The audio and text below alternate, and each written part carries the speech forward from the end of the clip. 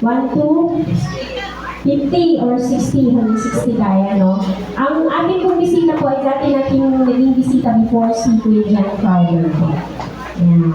Yung nag-ikot-ikot yan sa kamote po. Ayan po. Mag-asawa po sila. Mag-visit po sila dito.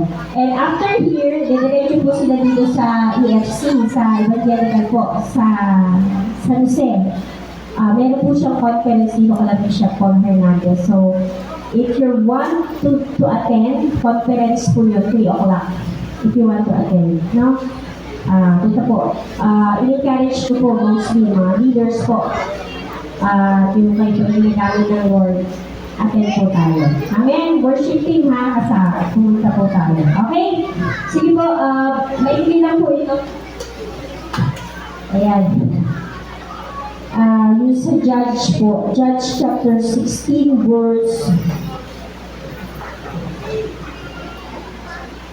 20. Ayan, isahin ko po So ito po yung si kay Samson po. Hindi pa niya namamalayan, pinakalas. Hindi pa niya namamalayan, iniwan na siya ni Yahweh.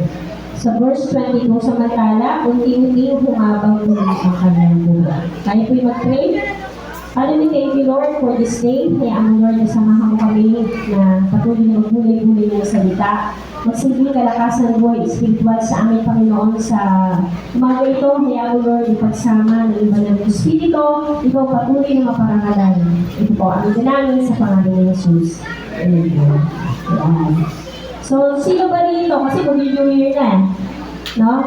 Sino ba dito may mga New Year's resolution? Ako magda-diet. Taas ang kamay na magda-diet.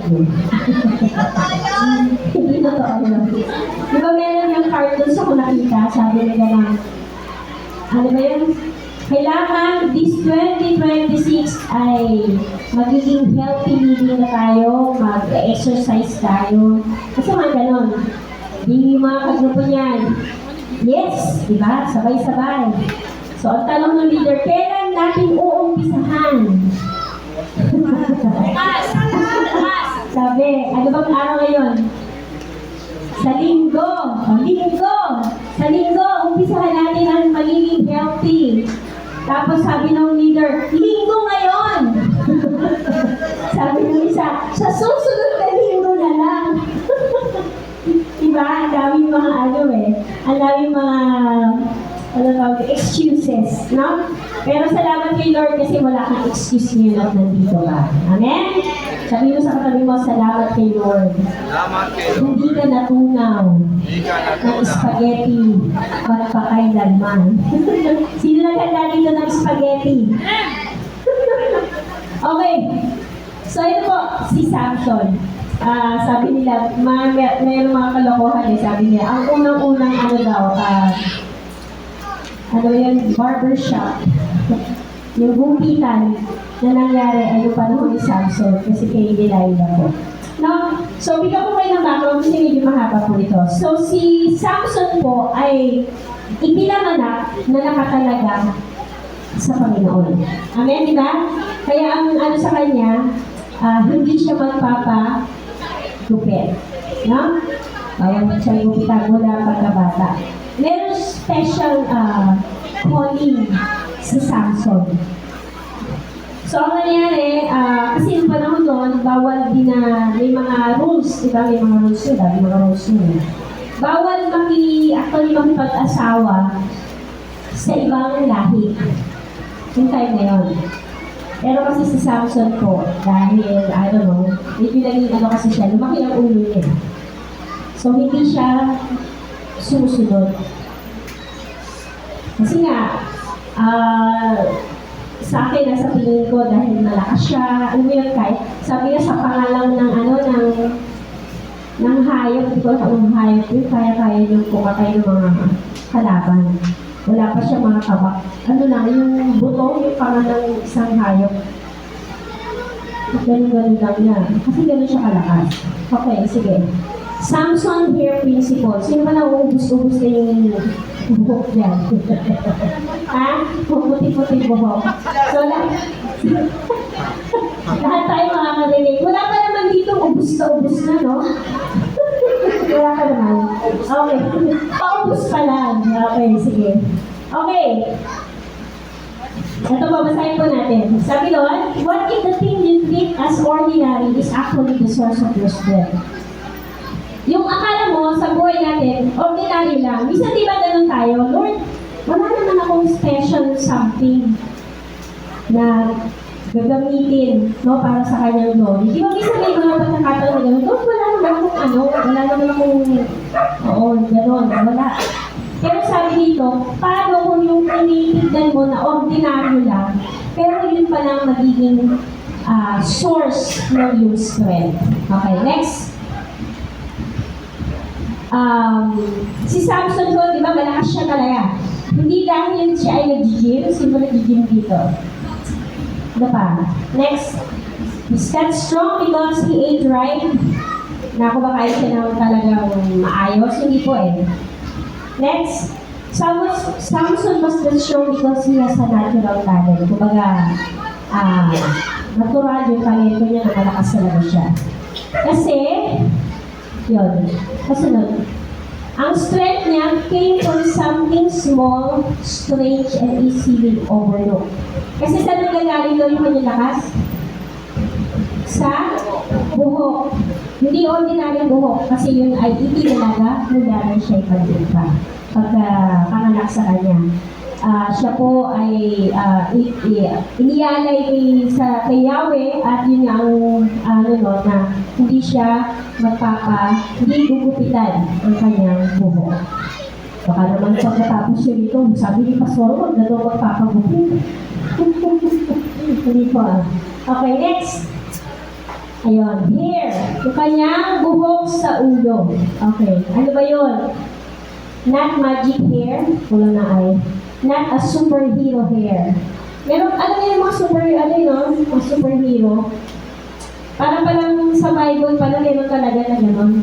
Kasi nga yung strength niya that comes from, di ba si Superman, ano ba siya, Man of Steel, si Spider-Man, yung mga katang isip yun, di ba? Mga lang, fiction.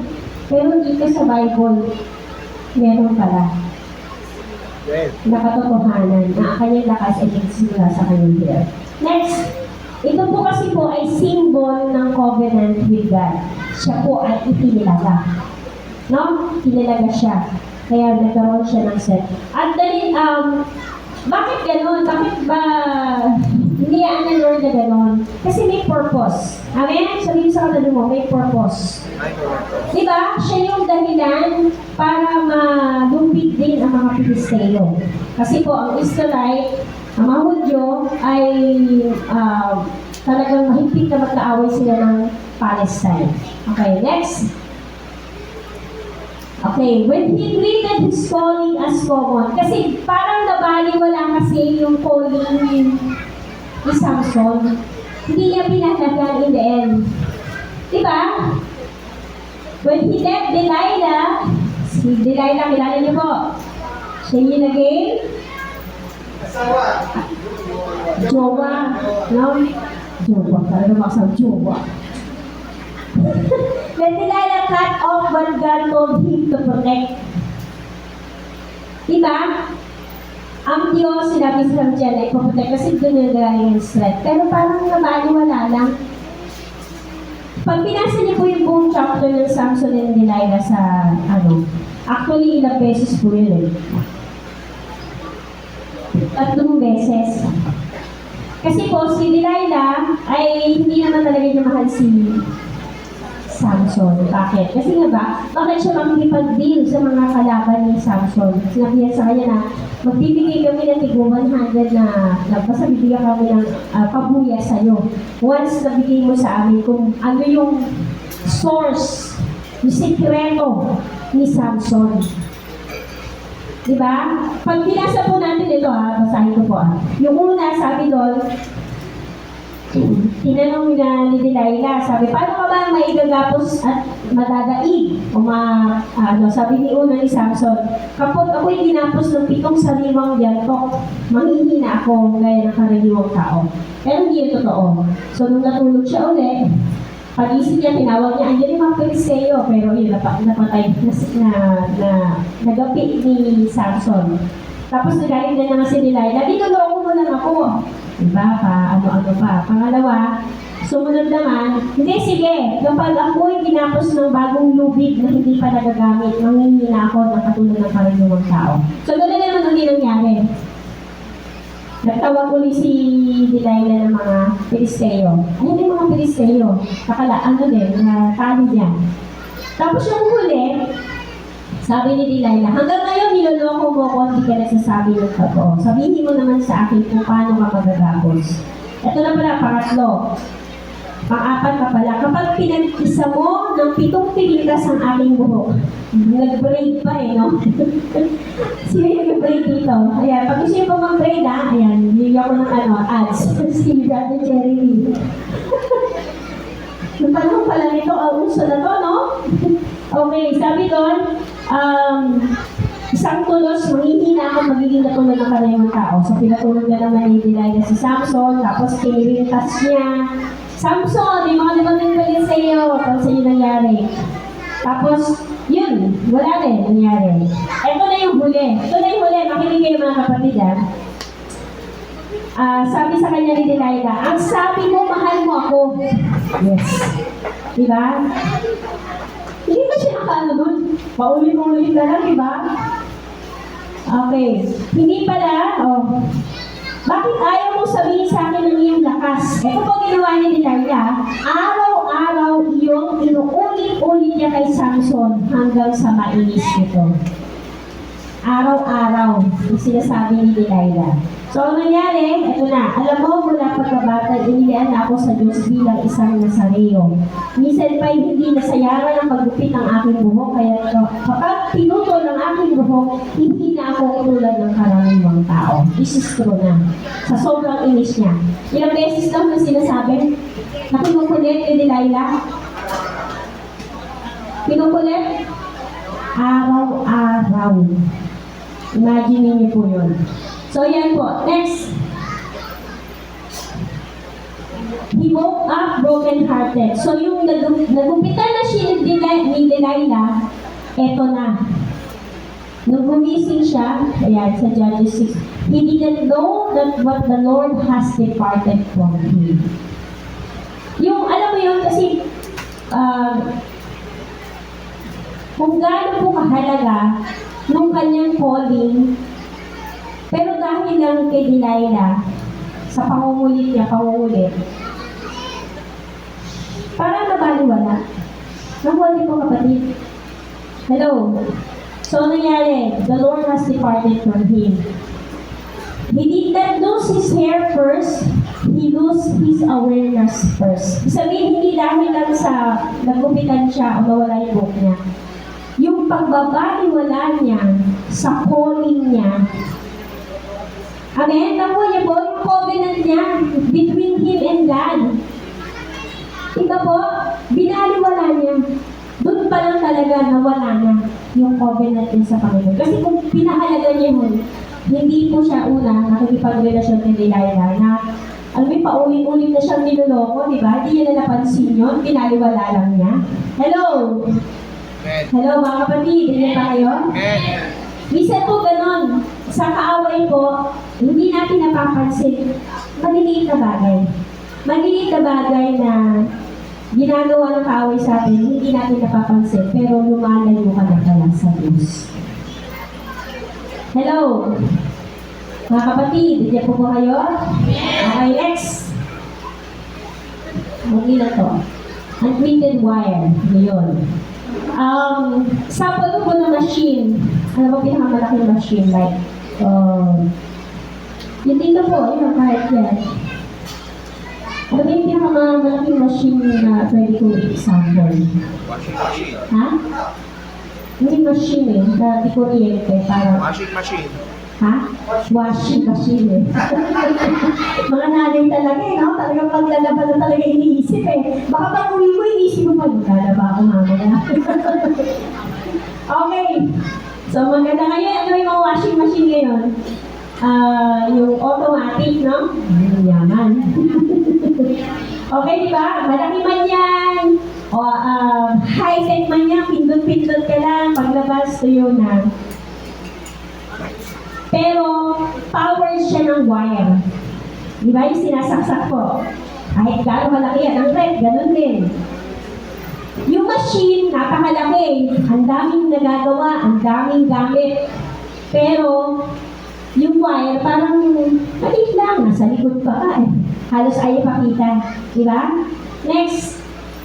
As long as the wire stay intact, yung machine nagra-run. Di ba? Gagana. Pero, next. But if someone cut the wire, ano mangyayari po? Kasunod. The whole machine collapse. Di ba? Kahit gano'ng kalakas, gano'ng kalaki. Pero kapag naputol ka, di ba? Noong nakaraan nga po, nagpunta kami sa LTO kasi nagpa-race na po kami. Pagkasunan si Amel kasi offline. Hindi ka makapagano. Sabi mo nga, sayang, sana naman na meron silang yung plan A, plan B. Kapag paano ko tuloy? Walang kuryente, walang na hindi mo nagamit yung mga computer. Diba? Makukuha niyo po mga kapatid. Kasi ngayon masyado na tayong attached sa sa mga... Ngayon nga po, diba? Mawala na ng tubig, okay lang. Huwag lang mawala ng wifi. Diba?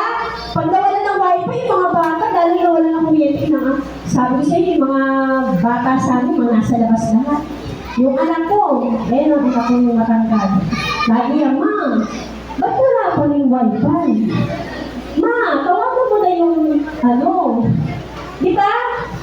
Kahit nga tayo kahit yung cellphone, di ba? Ewan ko, nakaranas ba kayo na maiwan yan? Maiwan? Di ba? Hindi ka makali? Minsan ba, balikan mo pa talaga. Kasi nga, ganun tayo kadepende lang yun sa mga sa mga gadget. No? So, ganun din po to. Napakalaki man, napakaganda ng ginagawa, pero kapag hindi nakakonect, baliwala. Next. So, si Samson po ay para machine, ang hair niya ang wire. Yun yung nagpo-connect niya sa Diyos. Okay, next. Most people lose their spiritual strength not through big sin. Hindi dahil biglang nakagawa ng malaki-malaking kasalanan. Nawawala siya umpisa through slow compromise that cut the wires. Ano po yung kompromiso? Mga kapatid, ano po yung kompromiso? Ha? Spell. Kompromiso po, ito po yung kasi ang hinihingi ng Diyos sa atin ay totally surrender, totally obedience. Pag kompromiso ka, kalahati lang. Nakuha niyo po kapatid, parang susunod ng konti, pero susuway pa rin. Hello? Yun po yung kompromiso, yung pagiging Kristiyano mo, hindi mo matayuan kasi nga dahil sa mga kaibigan o kaya dahil sa mga tao na sasabihin. Di ba po mga kapatid? Hello?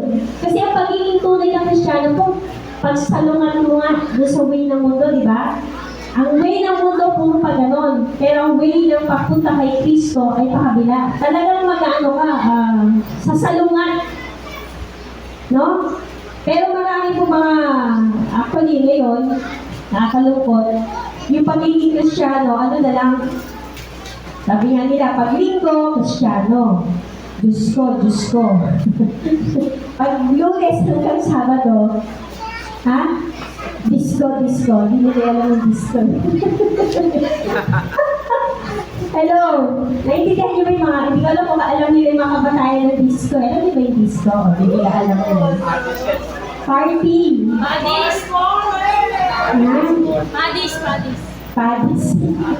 Hindi po, hindi binitiran. Pero yun nga nga po, yung pagtayo mo bilang isang mananampalataya kay Kristo. Diba?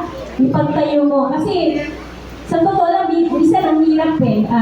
Lalo kapag mostly, mga kaibigan mo, mga Kristyano, bisa mapapasama ka na lang. Pero dapat tumayo ka na ikaw ay Kristyano, ito yung paniniwala mo, ito yung tinitindig mo na pagiging Kristyano. Amen? Hello, nandiyan pa mo kayo? Okay. Spiritual lesson. Your true power is what you give. Ang importante, hindi what you flex. Ay, pag sinasabi mo flex, alam niyo pag sinabi flex? Diba, i-flex mo yan. Diba naririnig mo yan? Ay, sabihin nun, pinagmamalaki, pinagmamayabang, pinapakita. Si Samson, gano'n, di ba? Pinapakita yung malakas siya. Pero hindi yun ang importante yung pinapakita mo, outward. Yung true power is when you give importance. Kung ano yung binibigyan mo ng importansya, yun ang dapat. So, sino ba ang binibigyan mo ng importansya? Amen? Salamat kay Lord kasi nandito ka talagang binibigyan mo siya ng importansya. Amen? Amen? Nakakalungkot po kasi marami pong mga tao sa totoo lang nakalimot na po. Unti-unti, hanggang nasanay na. Kaya huwag gawin yung, kaya nakakatuwa po ako dun sa mga dito sa mga pagsayan ko na pag talagang tawag ng napaliban, meron talaga di ba iwasan napaliban, pero andun yung ano niya, yung alam mo yun?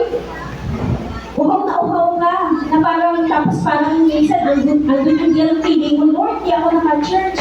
Sino po ganon? Amen? Anong ka, pero gagawa ka ng paraan.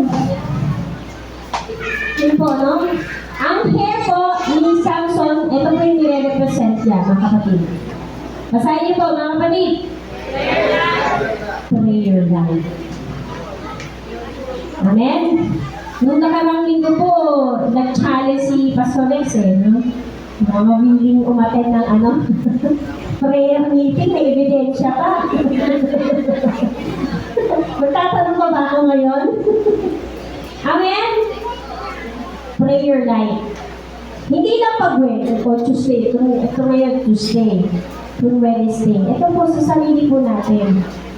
Diba? Huwag mo makaliligtaan ang panalangin. Every minute of the day. Diba? Hindi yung pagkakain ka na sa mag-pray. Teka muna, mag-pray tayo. Tapos pag tinanong ni Pastora, nag-pray ba kayo? Opo! Yung pala, pag kumakain lang, saka nag-pray. Pangalawa, purity. Yan, yung paglakad natin sa kalooban ng Diyos. Next, devotion. Sabi nila yung mga Kristyano kasi ito, napaka-devoted ko naman din, maghapon magdamag sa church. O yung minsan, di ba po, may mga pagkakataon na niyayaya ka, pero you learn to say no because uunahin mo yung pa sa Panginoon. Amen? Mas papahalagahan mo kasi meron sa Panginoon. Isa nga may mga trabaho na tinatanggihan kasi ayaw nilang mawala. May mga ganun po. Okay? Obedience. Sorry, obedience po, sorry. Obedience, pagsunod. Diba? Si King Saul, kaya iniwan din siya ng presensya ng Lord kasi hindi siya marunong sumunod. Napaka-particular po ang Lord sa pagsunod. Sabi nga, hindi mas higit ang pagsunod kaysa haing handog. Sakripisyo mo pa man, kung ano pa man.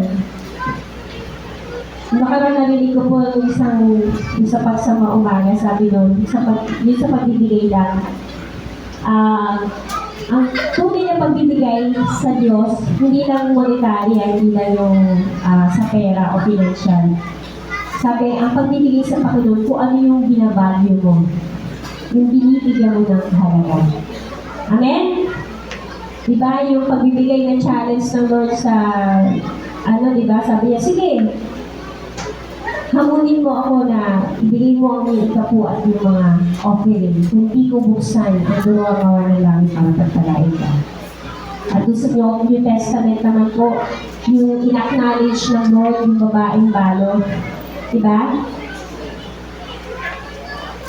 Isang kusing lang. Pero yun na lang ang kanyang pinakamahalaga. Pero she gave it to the Lord. Kasi yun na lang ginagawa niya. Yun ang tinitignan ng Diyos. Amen? Actually, hindi sa amount. Pero you learn to give your tithes. Alam mo, ito mo, marami pong mga Kristyano. Tamaan ha. Sa tithing po, 10%. Minsan ang hirap bigyan kasi sa 10,000, 1,000 yan, di ba? Ang laki, ang dami mo pang, iisipin mo, ang dami mo pwedeng bigyan. Or ang dami mo pang pwedeng gawin. Pero you learn to obey because you love God. Hindi ka po niya bibiguin. Ito naman, marami naman sasabi ko, kasi naman, kaon naman mahawak niya. It's beyond you. Kapag nagbigay na po kayo sa Lord na, at kung meron po sino po yung mga ginagamit ng Diyos, sila na po ang nananagot sa Diyos. Amen? Nakuha niyo ba mga kapatid? Amen. Amen. Sinacharge po, ako po, personally po kami ni Amen.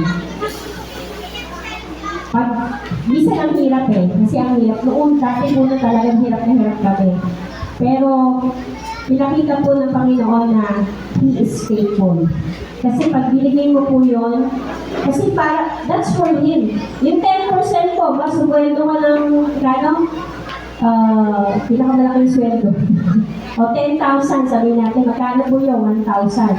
Pag nagbigay ka pa ng yung sobra ron, ano na po tawag doon? Yung 1,000 ay tithes, yung sobra mo, nagbigay ka pa ng 200, that's your offering. Doon ka pa na nag-offering. Amen? Amen? Ano sabi nila? Kapag daw yung may nililigawan, planong pakasalan, binibigyan ng anong klaseng ring niya? Engagement ring. Kapag kasal na, wedding ring. Kasi pagmamahal simbolo ng pagmamahal. Pag kay Lord, open ring. Lord, yung iba. Okay, next. Anointing. Yung hair niya, nag-represent ng anointing. Kasi he was called ng Diyos for a purpose. Lahat po tayo tinawag ng Panginoon. Amen? Pero nga, yun nga lang, sabi, many are called, but you are chosen. Bakit? Kasi ilan lang yung sagot dun sa calling.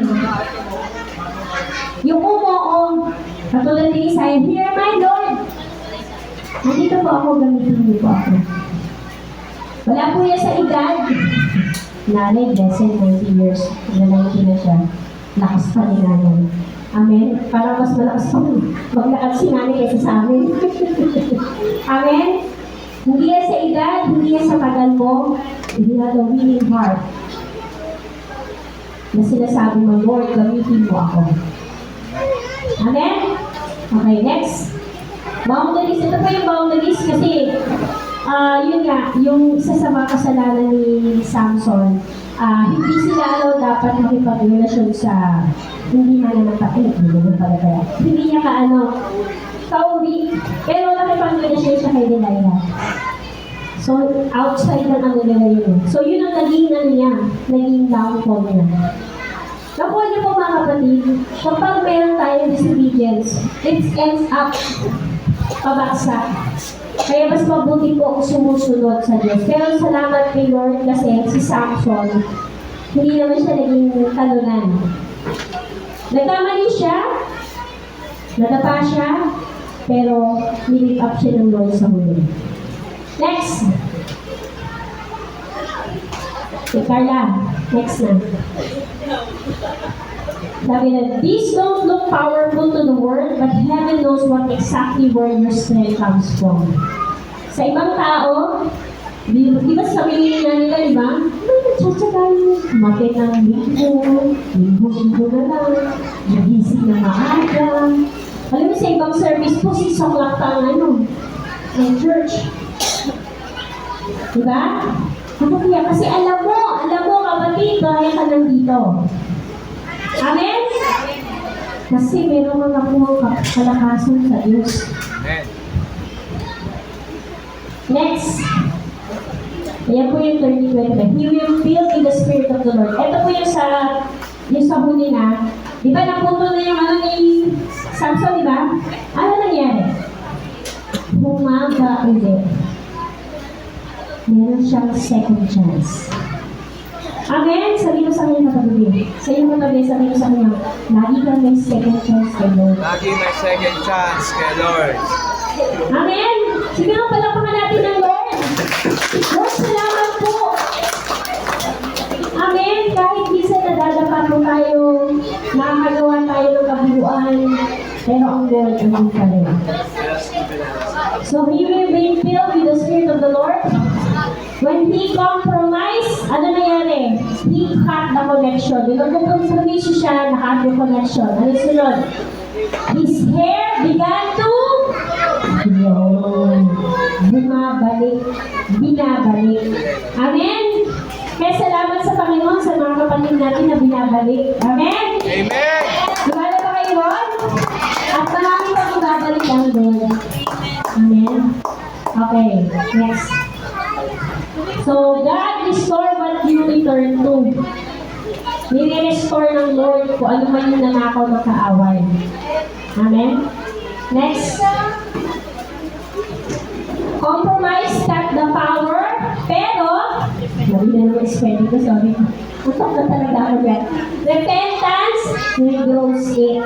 Kahit nakat yun, pero, nababalik. Diba? Ang sarap, Lord. Salamat po. Salamat, Lord. Kasi binigyan mo ng chance to go back.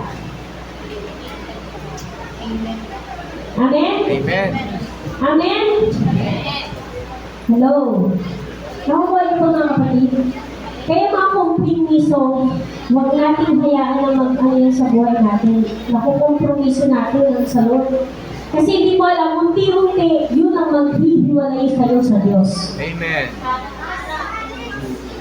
Huwag nating mahalin ang mundo ito, kapatid. Hindi tayo taga rito. Yes. Amen? Amen! Sino taga langit, taas ang kamay. Amen? Diba yung bata na tinatanong, sino gusto pumunta ng langit? Yung isang bata, ayaw niya tumaas. Bakit? Eh kasi hindi pa ako nagpapaalam sa nanay ko eh. Ang bait naman. Kaya ba yung nakaraan? Nagkaroon tayo ng kids. Para, di ba? Kasi may mga bata maliit, lahat na nagtanong mo, oo na mo. Isang ko, sino gusto pumunta ng impyerno? Ako! Di ba naiintindihan? Kasi lahat na lang, oo sila ng oo. Ano yung mga bata eh, di ba? Ano yan eh, very ano sila. Okay, conclusion. Tapos na ako, mag-ilis ka lang. Your daily discipline. Ano yung disiplina mo? Pananalangin. Pakikinig sa salita ng Diyos. Okay, next. Protect them. Ano po yung protect them? Ano yung protection nyo? Yung calling. Yung nasimula ng Diyos sa'yo. I-protect mo po yun. Amen? Patuloyin mo, paningasin mo, pag-apuyin mo. Hello? Paano ka magiging malakas? Connect ka lagi sa Diyos. Okay, next. Amen! Strength multiplies. Diba? Kapag ang strength natin kay Lord, yung sarili mong lakas, actually, hindi talaga sa sarili natin lakas eh. Sa Diyos. Kasi sa sarili natin, madali tayo bumaksa. Madali tayo manghina. Diba? Pagod. Pagka may mga pagod sa buhay natin, kaya magsusumbong sa Diyos. Diba nakakatuwa yung panaginip ni Ate Beth? Alam mo yung tatay mo, may Diyos tayo na, oo, nako, ito na. Tapos di ba yung mga bata na ganyan, yung ulit-ulit, lalo maliit. Hanggang may ginawa ka, baka nga hinahagis mo. Di ba paulit-ulit pa, isa pa, isa pa. Di ba ganun tayo eh, parang bata. Eh sabi naman ng salita, di ba, unless magigatulan ka ng isang bata, ikaw di ba paghalian ng Diyos. So ganun tayo sa Panginoon. Lord, more! Sabihin niyo sa Panginoon, Lord, more! Amen? More pa, more of you. More of your presence. Okay. Kapag nineglect natin ito, yung strength natin, it fades silently. Kaya nga, unti-unti, pag nawawala ka na, manghihina ka na. At ayaw natin yun. Kay Lord lang tayo humingi ng lakas. Okay, next. That is the last. Amen? Amen. So katulad po ni Samson, lalo ngayon, panibagong hamon ang ating haharapin is 2026. Kaya, huwag kayo magpapagubet, hindi, joke lang. Yung calling ng Diyos sa iyo, pahalagahan po natin. Ang kompromiso, iwanan natin. Sa tayo tuwakas, sa barangay dapat yun, no? Pero inuna na rin pa rin ng Lord. Amen? Amen. Alam niyo po, hindi po madali ang maging Kristyano at tumayo sa Kanya. Pero sabi nga, I can do all things through Christ who strengthens me. Sa sarili po natin yung lakas, hindi po natin kaya. Magiging katulad tayo ni Samson. Pero salamat kay Lord dahil kahit bumagsak siya, it grows. At si Samson po, in the end of the story, siya pa rin ang ginamit ng Diyos para mapabaksak ang kaaway. Amen? Actually, naging ano siya eh, nalipin siya. Binulag pa nga siya eh.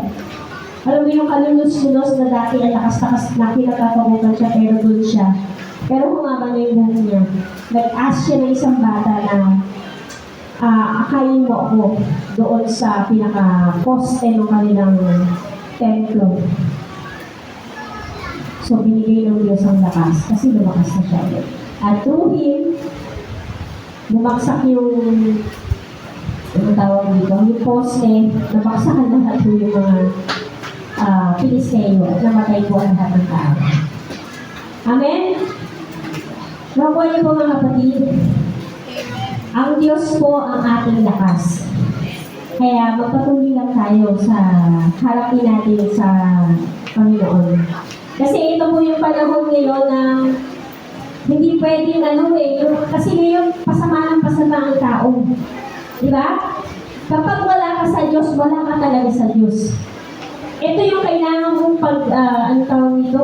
kailangan mong bigyan ng oras, ng panahon, ng effort para sumunod kay Kristo. Kasi ang panahon ngayon, maraming kompromiso. Amen? Sa pagiging Kristyano, ang daming kompromiso na akala mo parehas natin, pero hindi pala. Kaya dapat tayo magbantay po. Sabi nga, ang matatag hanggang wakas ay siyang maliligtas. Amen? Sige po, pala pa kaya